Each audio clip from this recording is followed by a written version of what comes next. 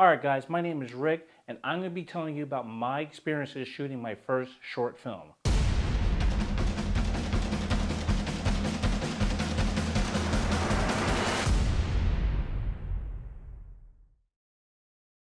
Alright, so like many of you guys, watching this video right now, you probably spent a lot of hours watching YouTube videos about cinematography, the different cameras to use, the best lighting, best audio techniques, and so forth and so on.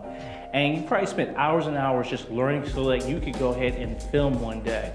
Well, I actually did that. I actually went ahead, I had made little, clips or whatever like that, but I never actually made a little short film like I really wanted to.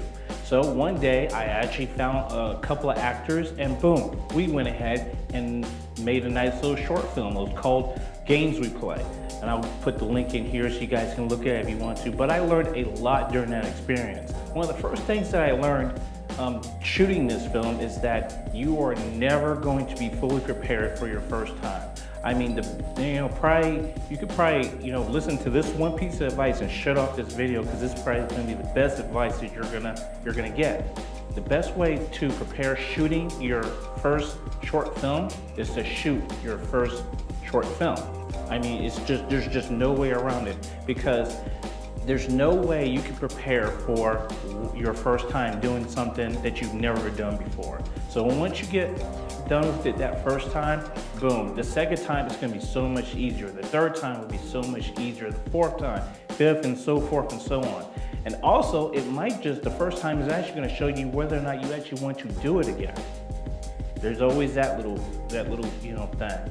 The next thing I learned is you have to promote your film. When I had done a little movie poster, and I had put it on Facebook and Instagram, and I was coming out. I had a short film that I was making that was going to come out on this date, and blah blah blah. And when the date came and I had it out, it didn't get that many views. And the second day, I had told a friend, and she was just like, "Well, did you tag a whole bunch of people on Facebook?" I'm like, "No, I didn't want to be that guy that tagged a whole bunch of people on a post or something like that." And they said, "Hey, if you're not going to promote your film, then guess what? No one's going to watch it." And she was right.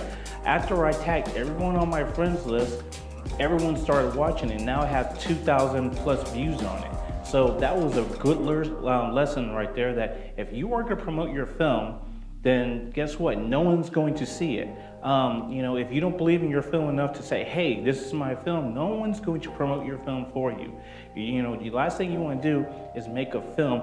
Another thing I learned, make sure you treat your actors well.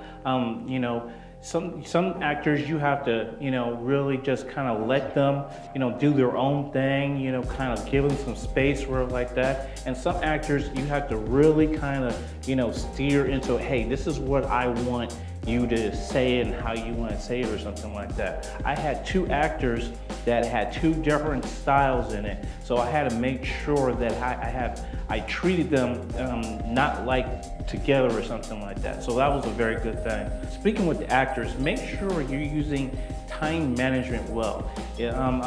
My biggest mistake was I had a scene where the male actor was basically doing his lines and doing his stuff, but I had the female actor on the side, basically on set, and she was getting bitten by bugs or like that. But the entire time was just spent shooting him. So after like 20, 30 minutes, we finally thought to ourselves, okay, yeah, she can go in the car while we shoot his stuff and do his lines. But that was a good experience to me, because like, okay, make sure that if an actor's going to be on set, actually make sure you actually need that actor on set. It's just little things like that you don't really, think about until you're actually doing it yourself. Right. Now, if anyone who's ever gone to a grocery store, you go to a grocery store and you think you know everything you need. You need milk, you need eggs, you need bread, you need all this stuff. And then when you leave the grocery store, you find out, "Oh dude, I forgot the bread," or something like that. And it's because you didn't write it down, you just kept it in your head. Same thing with films. You need to write down a shot list. There's a couple of shots that I wish I would have got that, quite frankly, I forgot about doing. there's a couple of things I wish I would have wrote down that I just forgot about doing. I had a bottle of water that I was going to spritz on the actress to signify that she was running or tired or afraid or something like that, and I totally forgot about it. I kind of wish I had probably a second person to kind of help me, because I got tired by the end. It was like a 3-4 hour shoot. And I wish that I would have had someone go, okay, we need to do this shot, or we need to do this, or even a listener myself saying that, hey, this is what I need to do, because I was literally just going in, having it by my memory and stuff like that. So that was probably something when I do my next short film, that I'll probably change. Another good thing is, as I kept my story small. I had 2 actors, I didn't have a lot of dialogue, and I kept it in a contained kind of space. I didn't have any, big chase sequences or anything like that. One thing that I did have is I was gonna have her falling down on the ground, and I thought to myself, you know what, we can cut that out, because that's a potential injury that she can get, and it's really not that serious. We could just take that out and just have her running. Also, on the day of the shoot, I actually had before the shoot, I actually saw this tree this tree that I was going to have her hide behind. And the day of the shoot, I thought to myself, you know what, this is not going to work. That tree is not going to work. And quite frankly, I had blocked everything out, with that part right there. So on the day of, I actually changed the, about 100 feet away from it and chose another tree. And basically, I had to, be flexible enough to shoot it in an entirely different way than I had planned. Which, to tell the truth, you can look at it and what you think about it, but I think it actually turned out pretty well. So that's it, guys. Those are just a couple of my opinions about what I did, on my first short film, and probably some of the good and bad things that I thought I did. And I hope you guys watch the film and tell me what you guys think.